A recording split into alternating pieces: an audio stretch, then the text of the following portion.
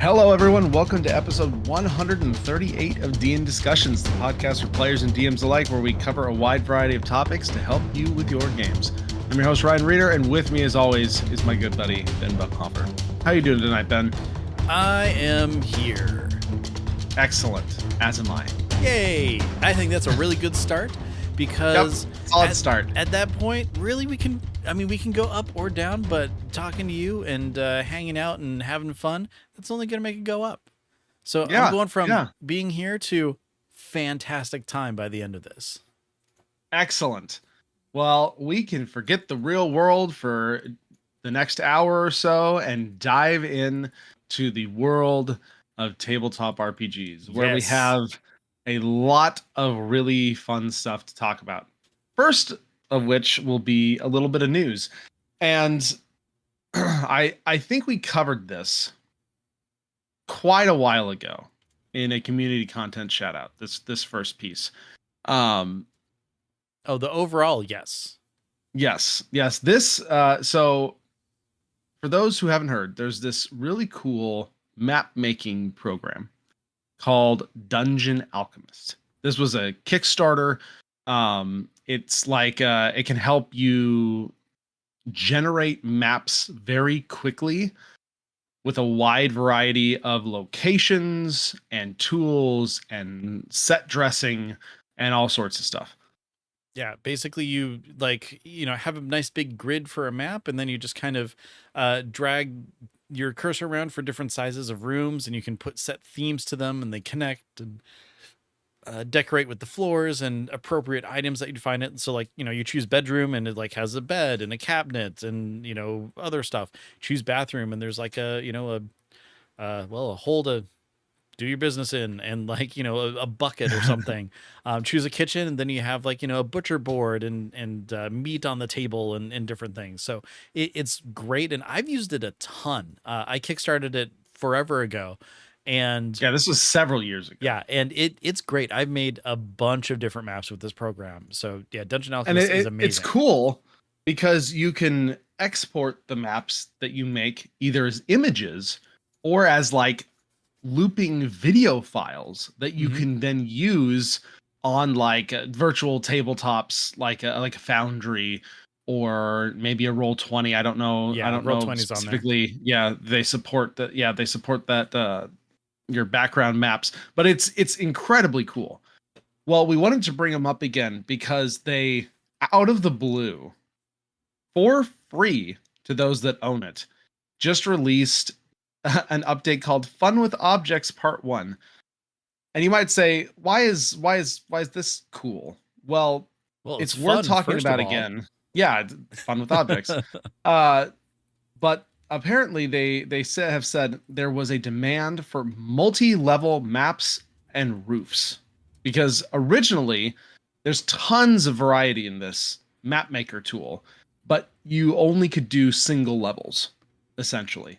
So now they have decided to just literally rewrite some of it from the ground up and allow height requirements and multiple level buildings. So now you can go underground, you can build upwards, they added realistic interior lighting, they added abstract lighting, a bunch of object improvements, and this is just the first part of it. And this is a huge deal because this was I was looking at my Kickstarter. I marked this as received back in April of 2022. Oh, wow. So it's been a little over 3 years since they delivered this first version, and they are still working on this, still improving this, and there's a huge update. So we just wanted to shout it out because we have both used it. It's pretty incredible, especially if you are an online player and like to play online a lot. Or heck, you can make the maps and go to your local FedEx or UPS store and just print them out, right? Your local printer. So yeah, there's a lot that you can do. There's a lot of really neat stuff you can make, and they are quick. They're very quick to make. Yeah, So and the thing we is just too wanted to is shout them out because that's awesome. yeah, and I mean they've supported it ever since. I mean, yeah, this is a big huge rewrite and everything, but they're constantly adding like new themes and new items and things like that. And then also have the ability to kind of import your own stuff. If you're, decent at 3D work, you can make your own stuff. But to give you an idea of how much I've used this program, I'm looking at my Steam, playtime with it, and it's 46.7 hours. So I've spent a lot of time making maps with this. It's absolutely fantastic. Yeah, very, very cool. And like Ben just said, you can pick it up on Steam. Usually, if you wait for a Steam sale as well, it will go on sale. Some too. So if that's sounds interesting, or if you're wanting a tool to quickly make exterior and interior maps with a lot of different settings and loadouts and options, definitely check this out. Yep. We can both personally recommend it. And even right now, as we're recording this, it is on sale for $35.99 on Steam, and offer ends July 24th. Then it goes back up to $44.99, the normal time or normal price. Yeah, very worth it. Yeah, Very worth it. very much so. All right, moving on. Next, here just recently, and I mean this was technically teased and announced a little bit earlier, but the full reveal of the brand new D&D starter set called Heroes of the Borderlands was just released a week or so ago at this point. Um, this is this thing is really interesting. It's releasing September 16th. So we've got little over a month and a half until this thing drops. Um, what's really interesting about it is, well, one, it's the first starter set for the new 2024 edition for 5.5. But it's also a starter set that is diverging a little bit from the previous starter sets because, like your Fandelver, your was it Icespire Peak, and then the one with the blue dragon. The name is escaping me. Stormwreck Isle, I believe, Yeah, I think something that's like right. that. Those were all relatively cheap starter sets. 15, 20, $30. They came with some dice, yeah, so usually some cards, maybe some pre-made stuff. This starter set is changing things a bit because it is going all out. And because of it's going all out, it actually has a price to match. So this is actually a $50 starter set. Um, and so you may wonder what what justifies a $50 starter set. I mean, And to be fair, if you're looking at any of the new 2024 books, those prices are a little hefty too. But I mean, you get just the book. With this though, I mean, it's a box, and it's a box full of stuff. And before we even go into that, I just want to throw out there, $50 it is definitely a chunk of change, but for the amount of time that you can kind of get out of this, I think that it's actually a pretty decent price. yeah, so they said they wanted this to be a starter set that you could basically just bring, drop, and play, and you'd have everything you needed. So the starter set, they say 40 to 60 hours of play featuring combat exploration and role-playing adventures. Obviously, that is very subjective. You may get less, you may get more out of it than that. There's a quick start guide to start playing in minutes, one play guide, and 3 adventure booklets for dungeon masters, 4 D&D classes to choose from, so cleric, rogue, wizard, and fighter, 200 game cards for background, species, spells, equipment, magic items, monsters, NPCs, and more. So I very very card based, and they've had a lot of like spell cards and Mm-hmm. stuff for quite a while. But those things, especially if you're not playing digital, are very helpful to keep track of things and to have on you. So Yeah, that's really having cool. something tangible is very good, especially with like gear and equipment and stuff. Exactly. 18 maps to the caves of Chaos Valley, the keep on the Borderlands and the wilderness. And this is pretty cool. 200 tokens, including resources, monsters, and terrain. as well as a combat tracker that teaches new dungeon masters how to track initiative effectively, and a set of 11 dice.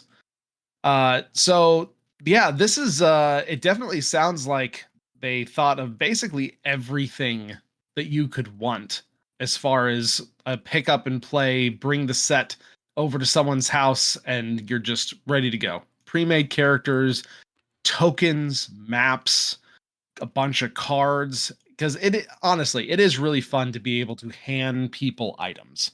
Mm-hmm. And it's just like, "Oh, look what you found. Here you go." And so, and like you said, without, especially if you're not paying digital, those types of things can help a lot.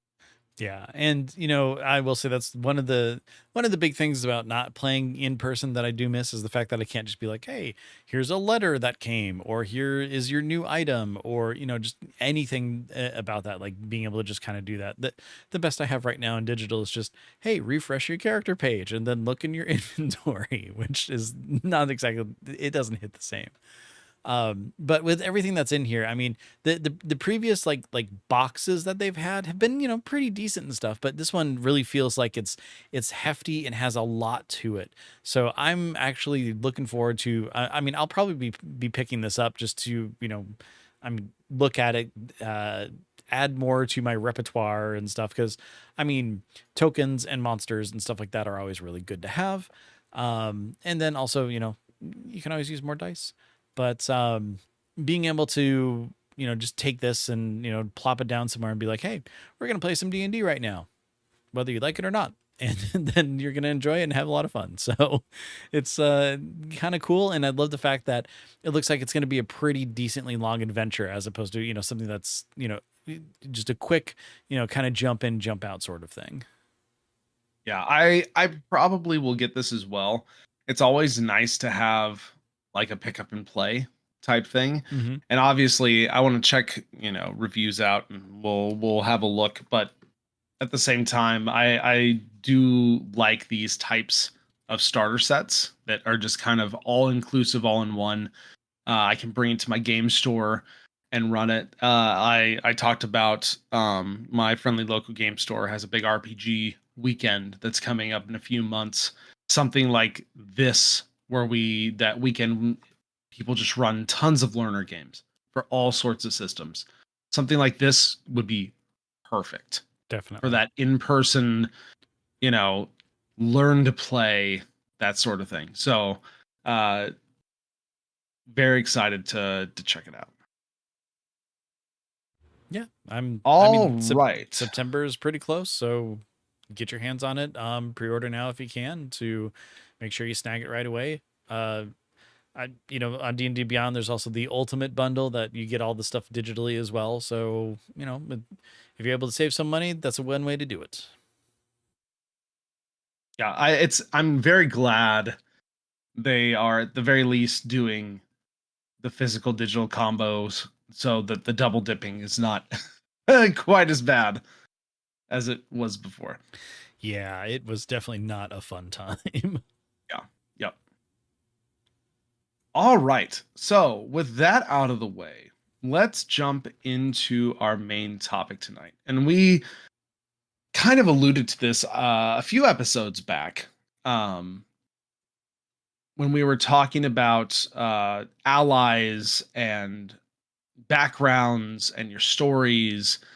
And one of the things that we were talking about after the episode was, it'd be really interesting to talk about when you come into conflict with or fight good creatures. Because obviously, if you take your monster manual and you have a flip through, there's a lot of like evil monsters. So there's a lot of like neutralish monsters that may not necessarily have a high degree of sentience or something like that, that are just going to attack you because you equal food, Mm-hmm. right? But Exactly. there's also a fairly large amount of good aligned creatures that do have like sentience. Um, and so, and they all have stat blocks.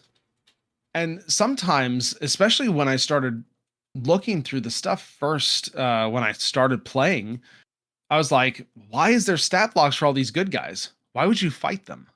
Like what are they there for? Unless it's just to be like used as NPCs, which obviously that is an option. It is nice if you need an ally. Um, a good aligned creature is obviously a good choice, and being able to have that stat block if they are helping or participating in a combat with your group can be very useful. Because I mean, some of the most obvious ones, metallic dragons, right? Hmm. Like there's stat blocks for all of them. Like there's 15 plus stat blocks with all the dragons and their ages. Like why go to the use of making all these things if these are the good guys, right? Yeah, And exactly. so And I mean, and so yeah, there yeah, go ahead, Vince. there is always the possibility of like, oh, we're gonna play an evil party. It's like, okay, well, then yeah, you're gonna be fighting. I'm assuming other evil characters as well as maybe some good monsters and creatures that you come across and everything. I mean, heck, just going to the Feywild alone, you have loads of just all over different spectrums for alignment and stuff like that. But using them in kind of more of a fun, creative way is the thing that we're really looking for today. As opposed to just being the complete opposite spectrum of alignment.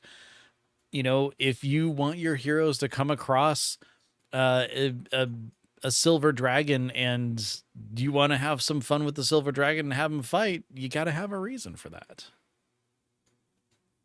Yeah. And so we were talking about what might be the best ways to actually have your party come into conflict with good creatures. And so the first thing that came to mind for me is that being good does not always mean that your definition of good is going to line up with someone else's. Mm-hmm. We see this all the time in like the lawful good or whatever, right?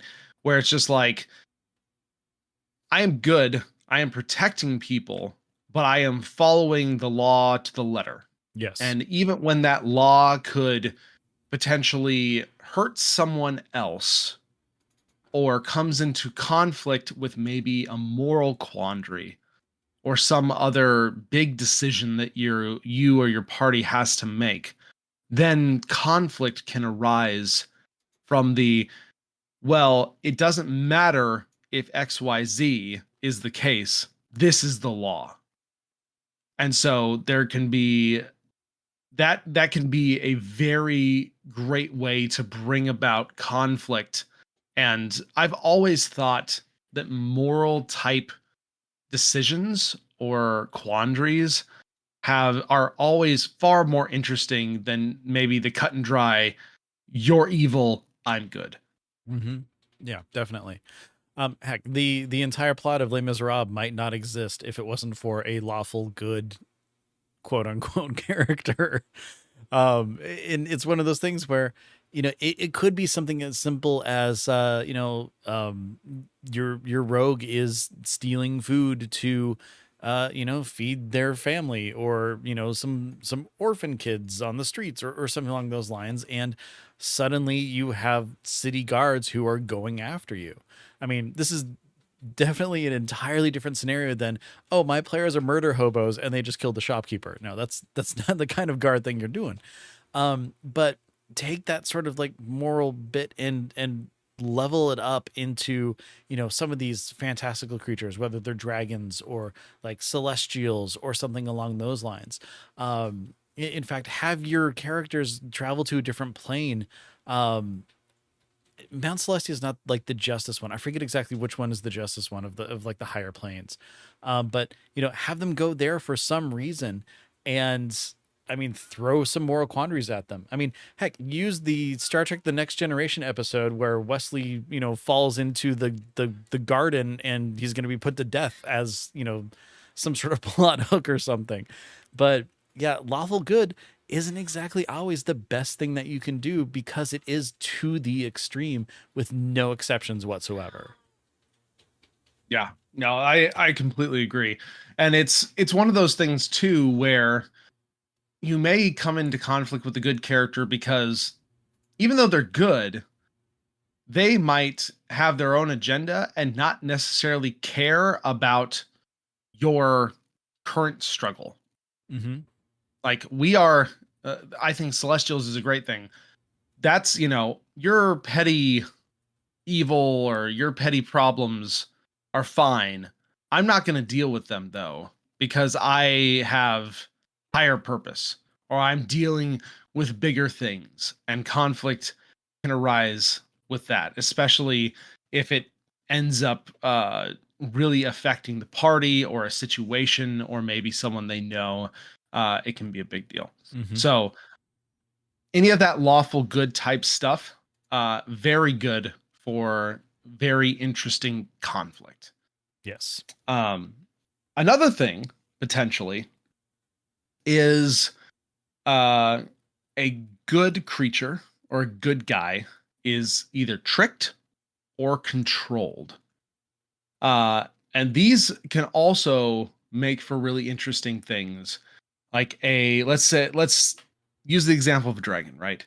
Mm-hmm. Uh, the bad guy convinces the gold dragon or the silver dragon that XYZ town or XYZ keep is harboring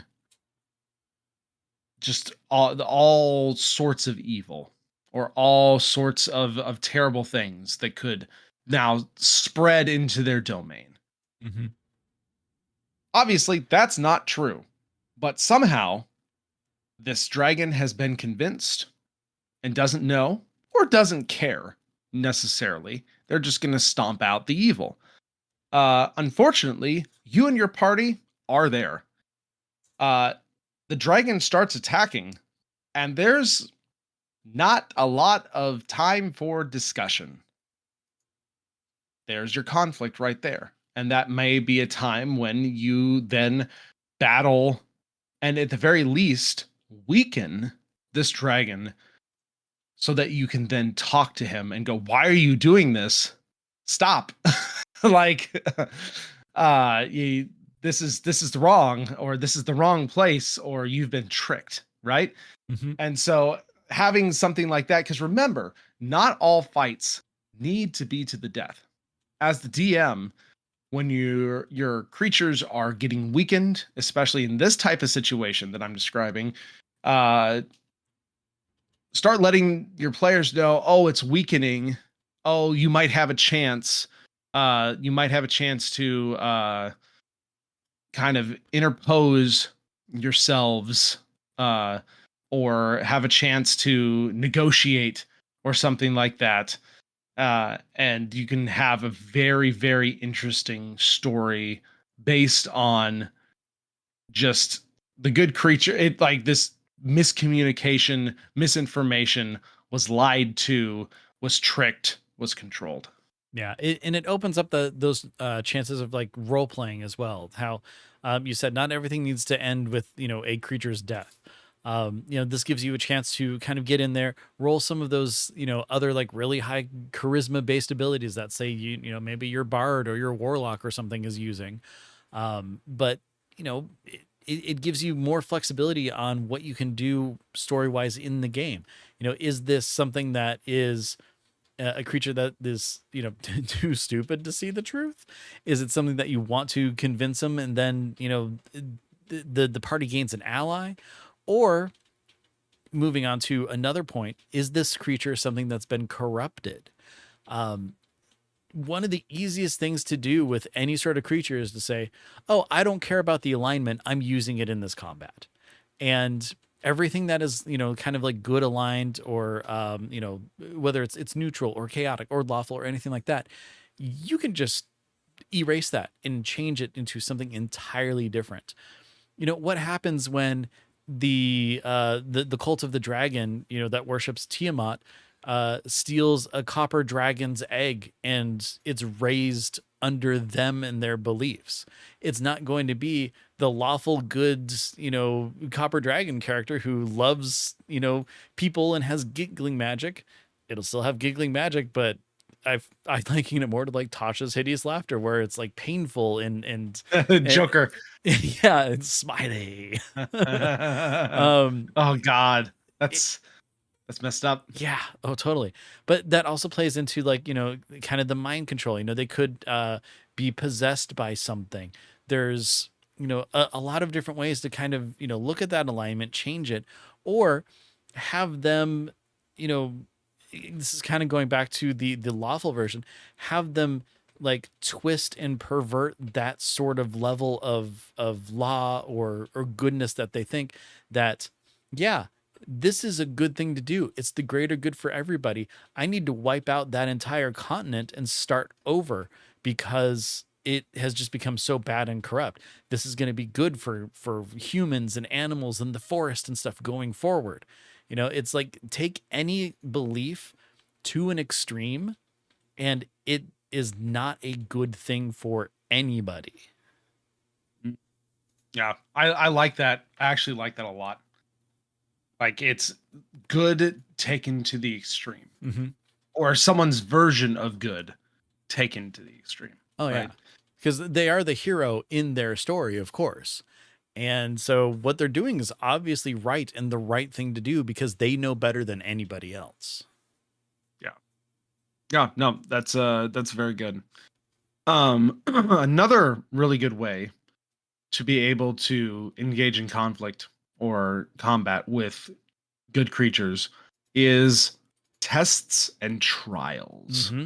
Definitely. So this is usually there are so many examples of this littered throughout probably the just pre-written adventures, actual plays. I mean, one of the things that comes to mind is when in Critical Role season 1 when Grog fights the monk, the Yes. crazy I cannot Stonebaker, remember, Stonebreaker, Stonebaker, Stonefist, something like that. Groot, something like that. Yeah. Yeah, we know we're on the same page. We know Yeah. what we're talking about. But that's a great example. This is not a bad guy at all. But this is a guy who wants to test Grog and test his limits and test his resolve. And so he engages in combat with him. And it's an incredibly well done, well acted piece of story from the that section of Critical Role. And I really really like that, and you could do that with so many others. They did that with the Sphinx. That Mm-hmm. was another one. Like Sphinx wasn't bad, but the Sphinx was testing them Yeah. to I see if they were worthy. totally did that exact same thing in my game. Yeah, yeah. And so the dragons are great to use with that. We mentioned Sphinx. Sphinxes can also be really, really good for using for that type of it just kind of fits their characters Mm-hmm. along with the dragons, the testing, the trials, trying to make sure someone is worthy or someone can stand up to the challenge, or someone has the mental fortitude, or someone can make the hard choices. And these good creatures are engaging with you or your party to help find that out. So there's a lot Earthbreaker of Groon, by the way. here's Baker Goon. Okay. Yes. So yeah, there's a lot of really cool ways that you could work that in. Um, and I mean, it could just be a test of champions, right? Mm-hmm. It could just be we will fight with you, but only if you prove that you can beat our champion, right? Yeah. They're not bad guys, but you can take then good aligned creatures, good aligned stat blocks that you might not get to use very often, because many of them are very cool, and So cool. have that play out for your party, and it gives you a lot of flexibility to use a lot of these things that you just don't get to dive into very often. Yeah, and I mix that the proving worth uh with this next one, which is guarding some sort of ancient relic. I the fight, I think I'm pretty sure I talked about it on the show. It was a Sphinx of Valor and then two Planetars. So it was a pretty hefty fight, and I'll tell you, Planetars are awesome with flaming swords, and it was a lot of fun to play. Um, but you know, basically they were stationed there to guard this relic, and it's a very important relic. In this case, they were tested to prove their worthiness and everything, to make sure that they could take it, they would be able to protect it if they had it, and everything like that. But you can always have it where this good aligned creature is protecting this thing no matter what, no matter what story you tell, no matter what reason you have to get this. The ultimate evil could be back, and they even know who that ultimate evil is. But no matter what, this relic can't be taken, even if it's used against them, because it could fall into the wrong hands. They've been tasked to keep it safe, to keep it secret, to make sure no one gets it because it's too dangerous, or anything like that. Or maybe it's sacred knowledge of some sort. Maybe there's a some sort of new, I don't know, raised life spell or something that turns out it gives someone immortality, and it's used in the best of intentions, but you can't use it because then everybody's immortal. Then of course the world goes to hell for that. I don't know, just something that's important that needs to be guarded.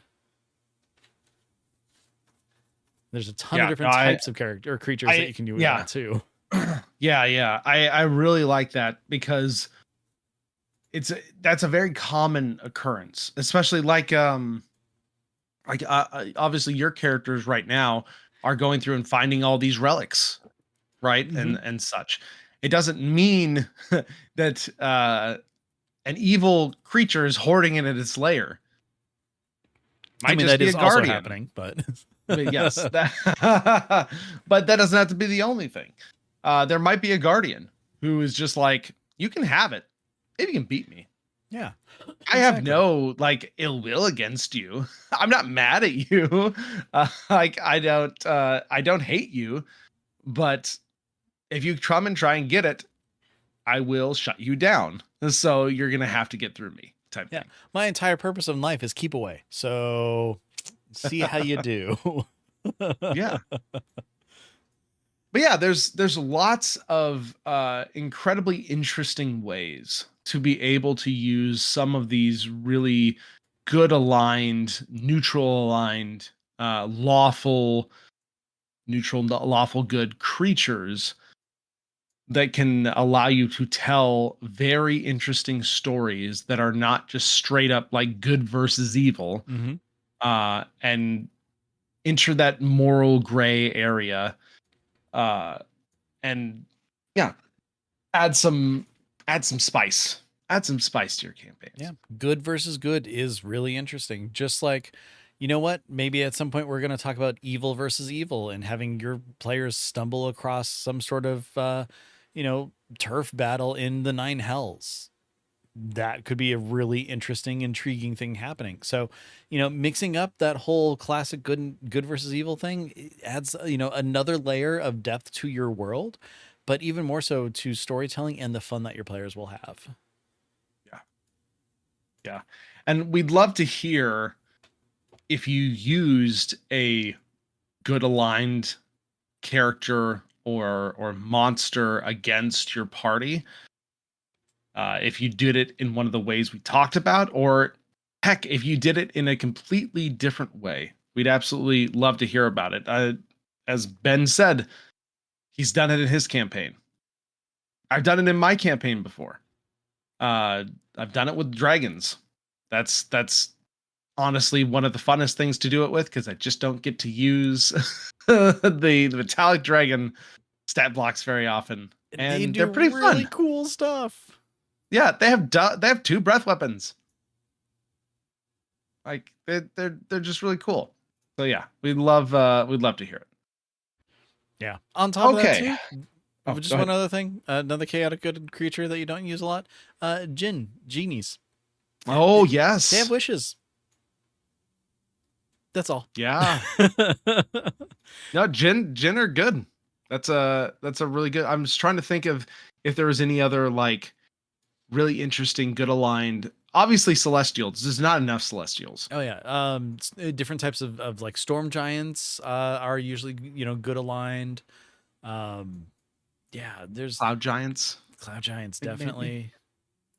I mean, yeah, there's basically on D&D Beyond there are 13 pages of good aligned monsters. So you're going to find something for whatever you need. And like I said, there's a good number of Fae in there too. So Yes, yeah. Fae. Fae are really good because they're also the I'm not necessarily good, but I'm not necessarily bad Yeah. type So things as well. self-serving. Mm-hmm. It's great. There's all sorts of story hooks you can use with that. Mhm. But yeah, this whole conversation inspired me to go back and look through and like locate the good aligned stuff and go, I've never thought about using that. Oh, that could be interesting. Oh, where could I put that? Yeah, exactly. And So I there's mean, a just whole huge amount. having your players stumble across them, you never know what'll happen. Because I mean, if they're not really familiar with the world and they stumble across a copper dragon, are they going to be like dragon and fight it? Who knows? Maybe You know? one's been hanging out in the forest and has been rolling around in the grass and his scales are kind of stained green a little bit. I mean, You have the shoot first, ask questions later party. yeah, especially when it comes to dragons, it's possible. You never know. No. All right. Well, with that, let's move on, Ben, to our community shoutouts this week. Yeah. We've got a few interesting ones. Not necessarily D&D related this time around, but I noticed this on Blue Sky, and I thought it was really interesting because I have not gotten to play before, and I've always wanted to play a superhero Hmm. RPG. There's a few. There's the Marvel Multiverse one, I believe that one's actually got digital tools on Demiplane. But there's also Mutants and Masterminds, and that's by Green Ronin Publishing. And right now, they're actually making a new edition of Mutants and Masterminds. Uh, Apparently, there's going to be an Origin playtest edition of the new edition that will be releasing in PDF at the end of the month with a limited print run coming to Gen Con, which is coming up real soon. So it is a D20 based game system meant to be used with any level of superhero story from street level to cosmic powered heroes. Um, and so, like I said, there's that one. There's the Marvel Multiverse one. There's the Sentinel Comics RPG. But yeah, I thought this is kind of cool because I've always wanted to really get into a superhero RPG because it scratches a different itch Yes. than D&D does. Yeah. And so I'm going to be keeping my eye on this one and may go in on getting it when the new edition is released just to kind of start thinking about or playing around with on the side because superheroes are cool. Yeah. Superheroes, Plus, yeah. it's super easy to fight other heroes in a superhero thing because you fight and then you team up to fight the actual bad guy.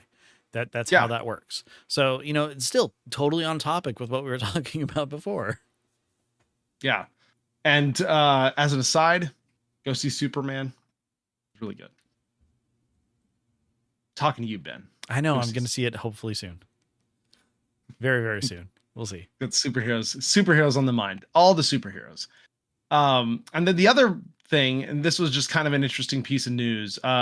It's been kind of being teased for years now, but Critical Role officially announced that they are going to be teaming up with a indie studio called Ad Hoc Studios um, to make a video game of the Critical Role property. And that's pretty cool. I know there's a huge fandom out there for Critical Role.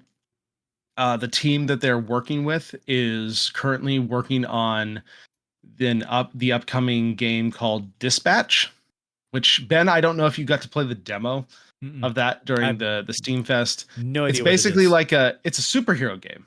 Oh, Just continuing our theme, where basically you play this washed out superhero guy, and you are uh, now working at this dispatch organization, dispatching other superheroes to deal with different crimes or events or oh, that's whatever. kind of But cool. it's like the group of misfits type thing. It's very if you've played like any of the Telltale games, Yeah. Wolf Among Us, Walking Dead, it seems to be very much that sort of game or that style, very story heavy, story based. Not necessarily that that will be what the Critical Role game ends up being, but that's what Dispatch is, and I could see their world fitting very well into a type of game like that if Yeah. that's the direction they choose. Yeah, definitely. I mean, one of the biggest things about like the cast and support of Critical Role and everything is they're very much into characters and creation, and having something that is very story driven is definitely something completely in their alley. So, looking forward to trying that out. Yeah, so I will definitely be keeping my eye on that one for sure. And with that, I think that pretty much brings us to the end of our episode. Of course, we usually like to talk a little bit about what we've been playing. Ben, I believe you got to do a really cool one shot recently. Yeah. Can So we hear about that? yeah. This is it was at my local game store, Silver Dragon Games. Again, shout out to them because they are amazing. But they did a Christmas in July D&D game day. And oh no, I take that back. It wasn't D&D Game Boy. It was a Christmas in July, like just they had like maybe 5 or 6 different tables for like, just a 4 hour chunk.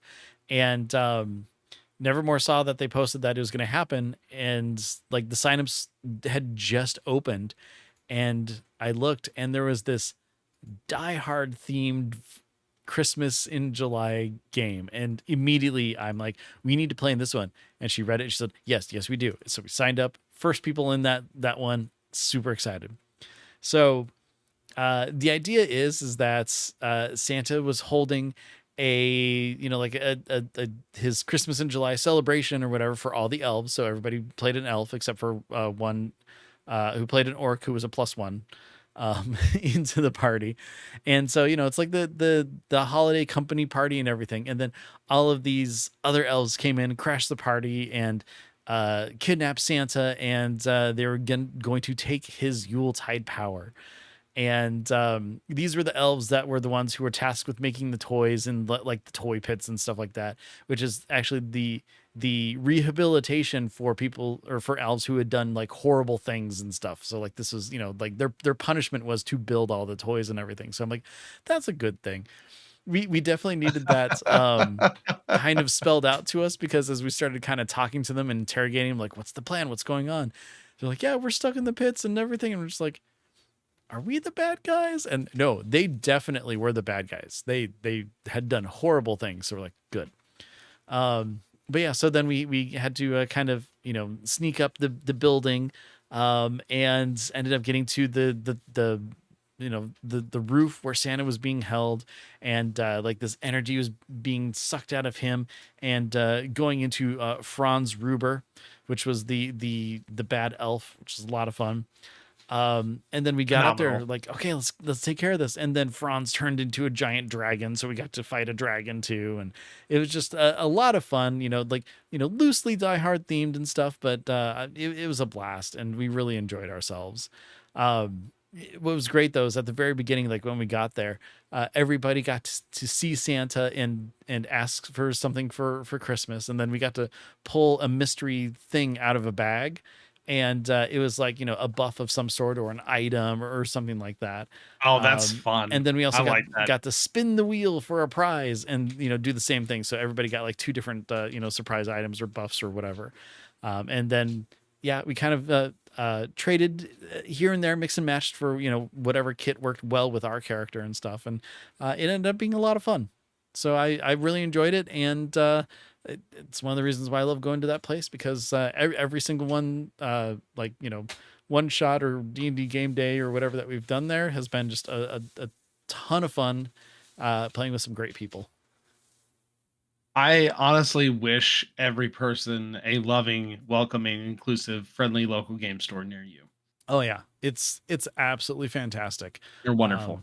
Um, I love this place, and I mean, talk about inclusive and everything like that. The owner sticks to his guns of, hey, we don't disparage anybody around here, and if you do, you're out. Like that's it. So very happy with that place. That's awesome. Yeah.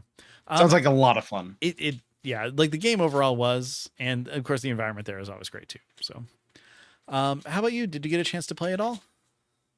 I have not gotten to play anything as of yet. I am excited because I just scheduled my first session back after our hiatus for my main campaign. So we're going to be starting back late August once kind of summer stuff is over and everyone gets back into the groove. Good. I cannot tell you how pumped I am to get back to that game. That is going to be incredible. One thing I am looking forward to that's a little sooner though is I'm going to be playing a Stormlight Archive one shot here this upcoming weekend. This is the Ooh. new system by Brotherwise Games. It's going to be, I believe, there's a big Kickstarter for it. I believe that the PDFs, like the full ones, are going to be dropping here really soon.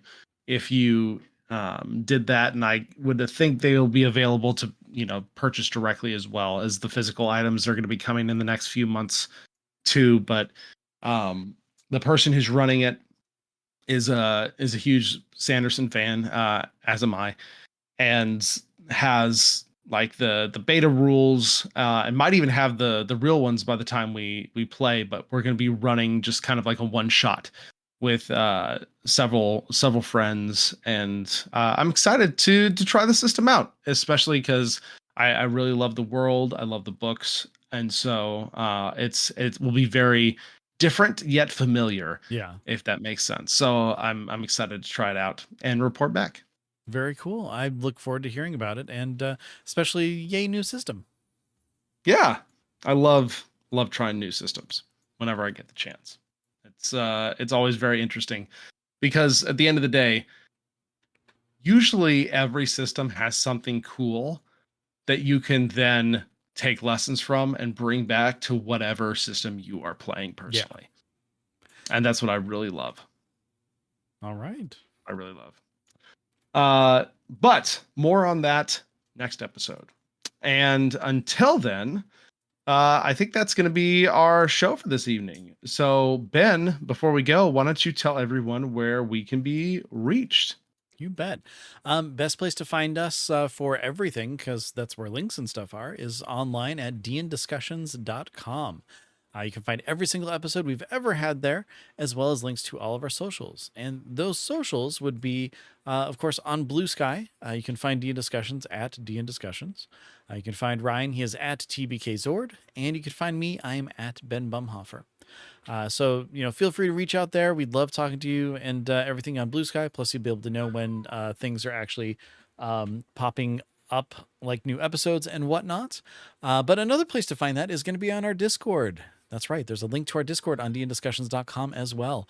There you can find, discourse, talking with people, talking about, RPGs, games, the show, whatever.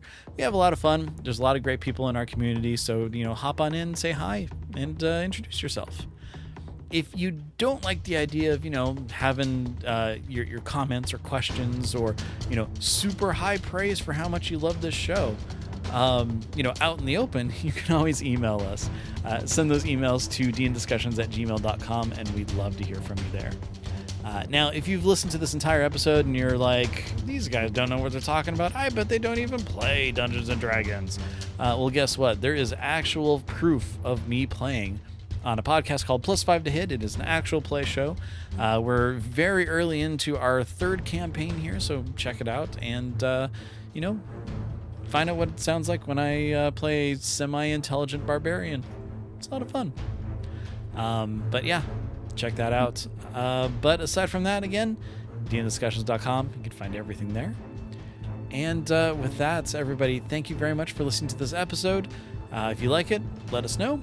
Leave reviews, all that fun stuff. And, we appreciate all the support you always send. Yeah. Ryan, thanks for joining me. Love talking to you about all this fun stuff. Always a pleasure. Yep. Brightens up the day. So I appreciate it. And aside from that, everybody, roll high and be good to each other. Take care, and we'll see you soon.